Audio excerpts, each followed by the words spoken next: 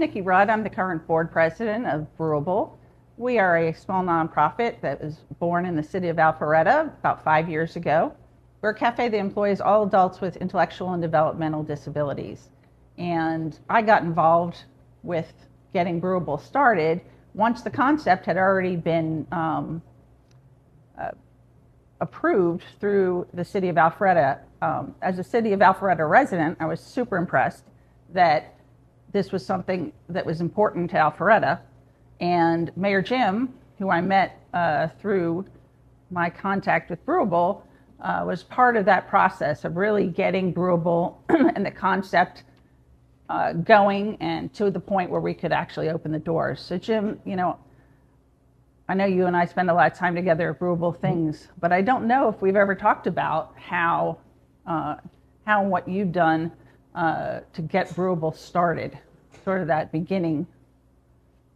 Right. Well, I can't really take credit for it, but sure you can. I do recall, I first became mayor of Alpharetta in 2018. Yep. And shortly thereafter, as I started getting involved in more and broader discussions than I had been on just city council, it became very clear that we had a lot of young adults in Alpharetta and in the area who had aged out of the Fulton County school system. And they really had not been prepared for working and being part of a workforce as they matured. And so as people who were family members of some of these students and some of these young adults reached out to the city of Alpharetta, we started exploring opportunities of how we could help foster a better environment for those young people and their families. And Brewable was just the natural outcome from those discussions. They were looking for a space to create, a work environment so they could train baristas, perhaps. And unfortunately, the commercial space was just too expensive. Right. It just wasn't financially feasible in that environment. So they worked with the city of Alpharetta to set up their first cold brew and hot brew and coffees and baristas and all that stuff in our community center in Alpharetta. And it's just been tremendous ever since.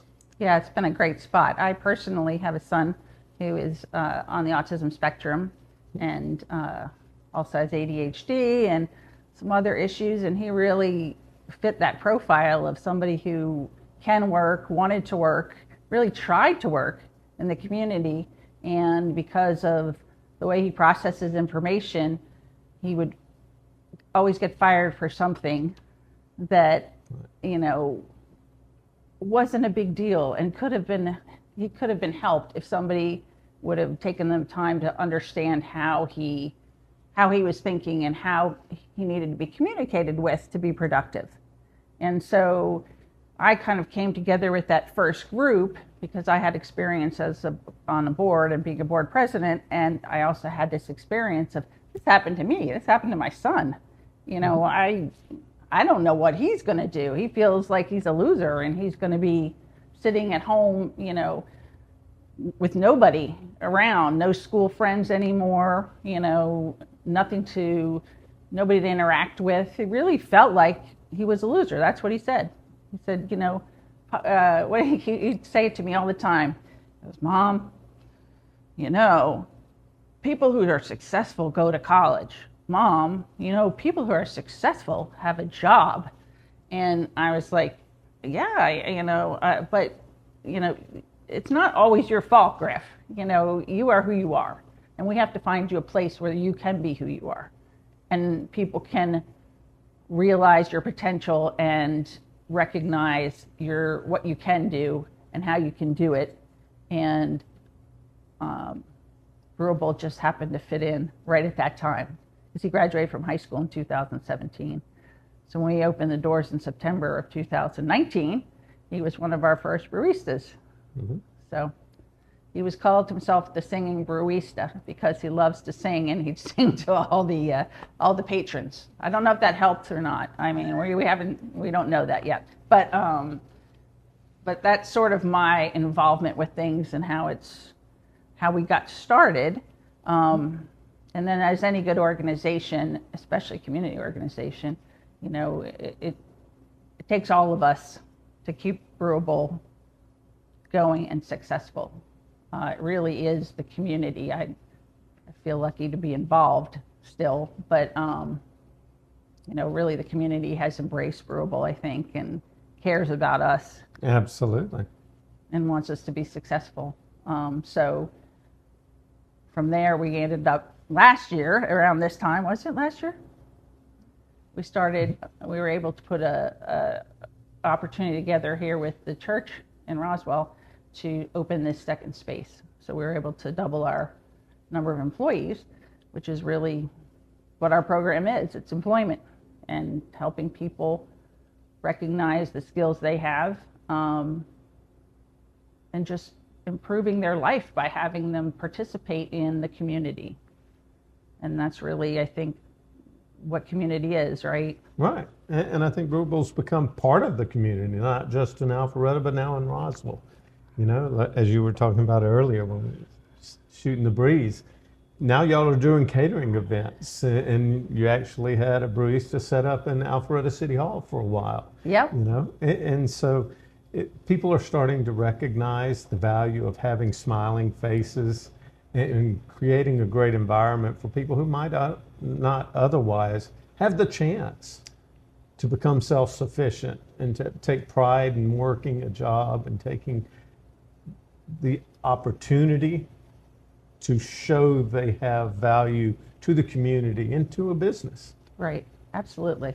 And I do think the community center, one thing we always talk about, and I truly believe this, is that the community center presents a unique opportunity for children, young children, through high school, to see adults with disabilities working and contributing, and it's not unusual. The ballet, the gymnasts. Yeah. So everybody's connecting, and all of a sudden, you know, they're not an other anymore. You know, I know them, that's Albert. I know them, that's, you know, Mary. Or I think it really does, this whole idea of inclusion, which in the corporate world we talk about constantly, it's probably the only real area of inclusion that I've actually seen it in action, as opposed to, you know, it's organically happens because we're together, and kids are seeing people with differences, and kids don't see differences. They don't care. Right.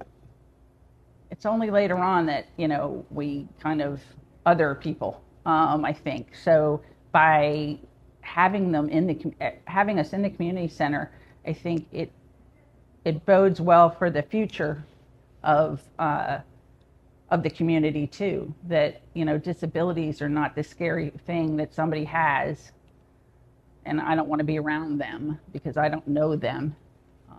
But it's part of, you know, it's part of the people they've been around their whole lives. So it's not an unusual thing. It's, you know, everybody contributes what they can. And I think that's super important for me because I think that's some of the reason why the baristas are so happy all the time at work and they love work so much, is that they're interacting in the community the way everybody else does. You know, it's not some program where they're bussed in and, you know, for somewhere for a half an hour and do something and bus them back out like it's a show of some sort. This is life, you know? So I think that's super important to me, what I love about that space. So the reason I'm here to talk about the Polar Bear Plunge and Brewable is because it's all part of a community. It's part of Alpharetta, it's part of Roswell, and everyone in our community is part of that. And I'll share a story of why I jump. And so we had probably been doing the Brewable in Alpharetta for about 2 to 3 years, I believe it was. And I'd gotten to know most of the baristas over the time that we had all been engaged and involved in the project. So I was in the local Publix in downtown Alpharetta one day, and as I'm going in, just grabbing groceries and trying to get back out, I ran into one of the baristas.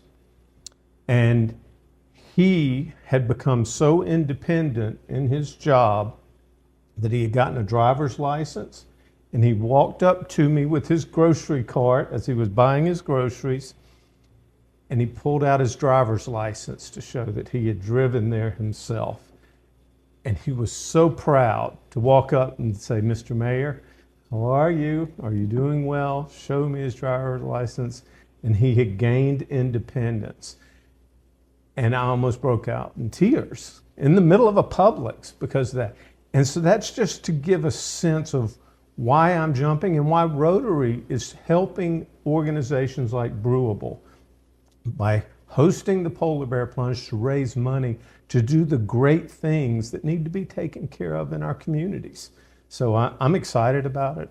And it's just a heartwarming effort to see hundreds of people come together to raise money for great causes. So I'm looking forward to it, and come join us.